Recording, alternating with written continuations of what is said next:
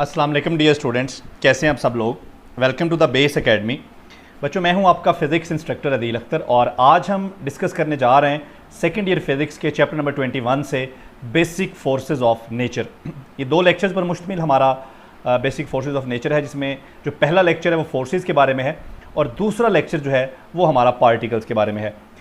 बच्चों, इंसान की शुरू से कोशिश रही है कि वो ये जानने की कोशिश करे कि हमारी यूनिवर्स जो है वो किस तरह से क्रिएट हुई और हमारी यूनिवर्स किस तरह से ऑपरेट कर रही है, किस तरह से काम कर रही है। हमारे इर्द गिर्द जितने भी मज़ाहिर, जितने भी फिनोमेनाज हो रहे हैं, ठीक है, उन सब में क्या क्या फोर्सेस और क्या क्या चीज़ें इन्वॉल्व हैं और यूनिवर्स को हम बेहतर से बेहतर कैसे अंडरस्टैंड कर सकते हैं।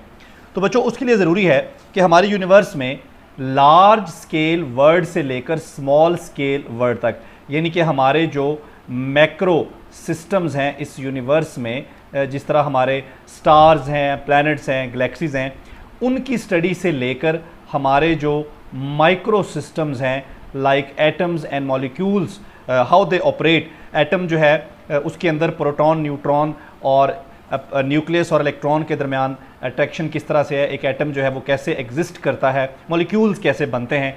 तो मैक्रो सिस्टम से लेकर, यानी कि बड़ी दुनिया से लेकर छोटी दुनिया तक, लार्ज स्केल वर्ड से लेकर स्मॉल स्केल वर्ड तक हमें स्टडी करना है।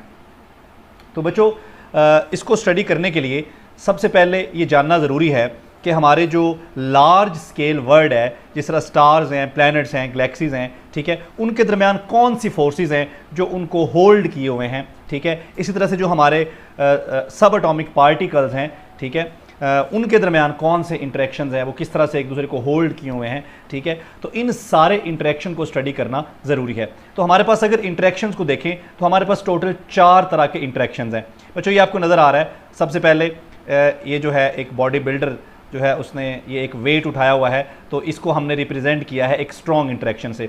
जो स्ट्रॉन्ग इंटरेक्शन है, हमारी यूनिवर्स में जितने भी इंटरेक्शंस हैं उन सब में जो स्ट्रॉन्ग इंटरेक्शन है उसे हम कहते हैं द स्ट्रॉन्ग इंटरेक्शन, ठीक है। उसके बाद जो दूसरे नंबर पे इंटरेक्शन आता है वो है हमारे पास इलेक्ट्रोमैग्नेटिक इंटरेक्शन। तीसरे नंबर पे जो इंटरेक्शन आता है वो है वीक न्यूक्लियर इंटरेक्शन और जो चौथे नंबर पे इंटरेक्शन आता है वो ग्रेविटेशनल इंटरेक्शन। अब देखते हैं कि हमारे न्यूक्लियस के अंदर दो चार्ज पार्टिकल, एक प्रोटॉन और दूसरा भी प्रोटॉन अगर हो, तो हमें पता है कि ये दोनों प्रोटॉन एक दूसरे को रिपेल करेंगे। तो अगर हम इन दोनों को बाइंड करना चाहते हैं तो हमें एक ऐसी फोर्स की ज़रूरत होगी जो इनकी रिपल्शन को ओवरकम करे और इनको आपस में जोड़ दे।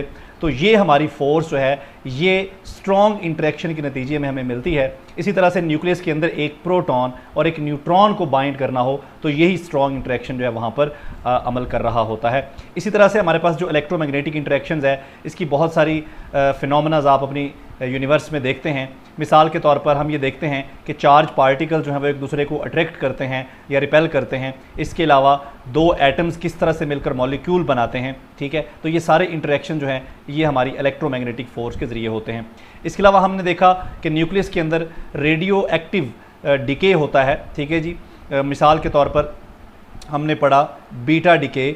तो बीटा डिके किस तरह से होता है, एक न्यूट्रॉन प्रोटॉन में किस तरह से चेंज होता है। ये जो इंटरेक्शंस हैं इनके लिए रिस्पॉन्सिबल है हमारा वीक इंटरेक्शन या वीक फोर्स। और इसी तरह से हमने देखा ग्रेविटी जो है ये भी एक यूनिवर्सल इंटरेक्शन है, ठीक है। किस तरह से स्टार्स जो हैं, किस तरह से सोलर सिस्टम बनता है, ठीक है। किस तरह से एक जो ऑब्जेक्ट है हमारे वो दूसरे ऑब्जेक्ट के गिर्द रिवॉल्व करता है, जिस तरह चाँद है वो ज़मीन के गिर्द कैसे रिवॉल्व करता है, ठीक है। सूरज और ज़मीन के दरमियान जो राब्ता है, इनके दरमियान जो कशिश है वो कैसे आती है। तो ये सारी चीज़ें हमें कहाँ से पता चलती हैं, ग्रेविटेशनल इंटरेक्शन से। तो हमारे पास 4 इंटरेक्शन हैं। उन 4 इंटरेक्शन के नतीजे में हमारे पास 4 ही फोर्सेस वजूद में आती हैं। तो सबसे पहला जो इंटरेक्शन है वो स्ट्रॉन्ग इंटरेक्शन है, जिसके नतीजे में वजूद में आती है स्ट्रॉन्ग न्यूक्लियर फोर्स।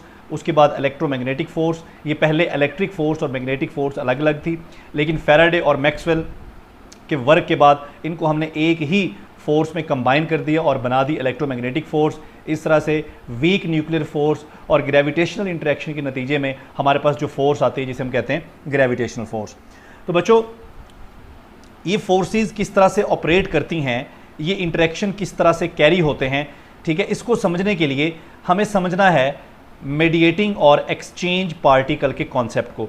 बच्चों आपको पता है, लेट सपोज कि हमारे पास एक चार्ज पार्टिकल जो है वो यहाँ पे पड़ा है और दूसरा चार्ज पार्टिकल जिसके ऊपर सेम चार्ज है वो यहाँ पर पड़ा है। अब ये दोनों एक दूसरे को क्या करेंगे, एक दूसरे को रिपेल करेंगे।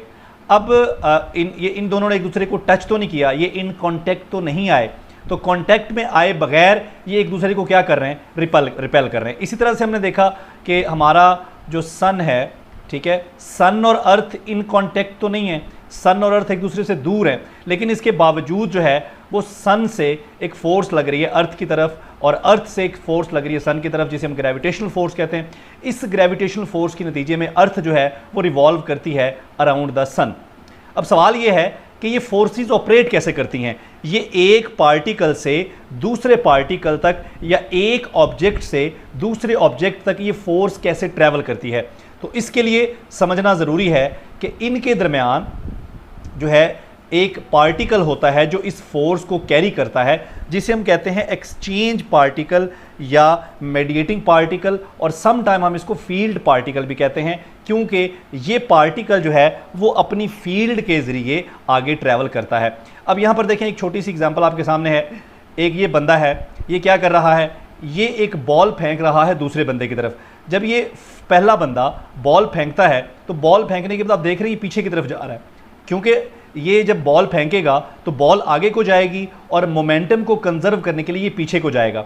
ये जो दूसरा बंदा है जो बॉल को कैच कर रहा है, वो बॉल को कैच करके वो भी पीछे की तरफ जा रहा है मोमेंटम को कंजर्व करने के लिए। तो ये जो इन दोनों के दरमियान बॉल है, ठीक है, ये जो फर्स्ट पर्सन है इसको भी आप फोर्स समझ लें, इसको भी आप कोई ऑब्जेक्ट समझ लें, कोई पार्टिकल समझ लें, और दूसरे बंदे को भी आप कोई ऑब्जेक्ट समझ लें। और इन दोनों ऑब्जेक्ट्स के दरमियान ये जो बॉल है, ये बॉल काम कर रही है एक्सचेंज पार्टिकल का, जो क्या कर रही है, जो फोर्स को एक्सचेंज कर रही है। बच्चों ऐसा ही यहाँ पे होता है। फ़र्ज़ करें कि एक इलेक्ट्रॉन यहाँ पे है और दूसरा इलेक्ट्रॉन यहाँ पर है। अब ये जो एक इलेक्ट्रॉन है ये दूसरे इलेक्ट्रॉन पर एक फोटोन जो है वो उसकी तरफ फेंकेगा। जब फोटोन फेंकेगा तो खुद ये पीछे की तरफ मूव करेगा। अब ये जो दूसरा इलेक्ट्रॉन है, जब ये इस फोटोन को एब्जॉर्ब करेगा तो ये इस डायरेक्शन में मूव करेगा और हमें लगेगा कि ये दोनों एक दूसरे को क्या कर रहे हैं, रिपेल कर रहे हैं। असल में इनके दरमियान क्या हो रहा है, इनके दरमियान एक पार्टिकल एक्सचेंज हो रहा है, जिसको आप फोर्स पार्टिकल या फील्ड पार्टिकल कह सकते हैं। ये ऐसा पार्टिकल है जो एक पार्टिकल की फोर्स को दूसरे पार्टिकल के साथ एक्सचेंज कर रहा है। तो यहाँ पर हम इसे कहेंगे वर्चुअल फोटोन। तो ये जो कॉन्सेप्ट है एक्सचेंज पार्टिकल का या फील्ड पार्टिकल का, ये एक ऐसा पार्टिकल होता है जो मीडिएट करता है। किसको मीडिएट करता है, दो पार्टिकल्स के दरमियान या दो ऑब्जेक्ट्स के दरमियान ये फोर्स को मीडिएट करता है या ये फोर्स को क्या करता है, एक्सचेंज करता है। इसको फील्ड पार्टिकल इसलिए कहते हैं कि ये जो पार्टिकल्स हैं, इन पार्टिकल्स के अपने फील्ड भी होते हैं। जिस तरह फोटोन की बात की हमने, तो फोटोन का अपना फील्ड भी होता है जिसे हम कहते हैं इलेक्ट्रोमैग्नेटिक फील्ड, जिससे आप वाकिफ़ भी हैं। इस तरह से ग्लूऑन का भी अपना फील्ड है, ग्रेविटॉन का भी अपना फील्ड है, डब्ल्यू और जी बोसोन का भी अपना फील्ड है।